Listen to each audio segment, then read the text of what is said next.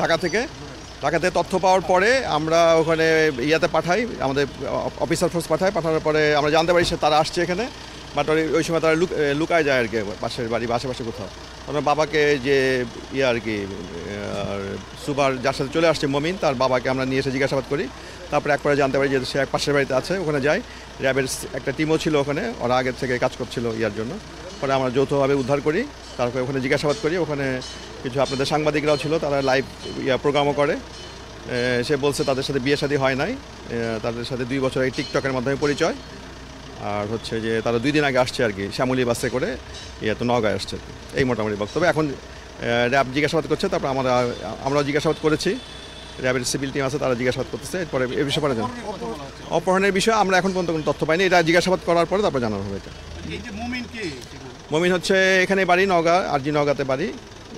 ওরা হচ্ছে ঢাকাতে হচ্ছে সে গুলিস্তানে একটা কাপড়ের দোকানে কাজ করে, 7,000 টাকা বেতন পায়। ওখানে একটা দোকান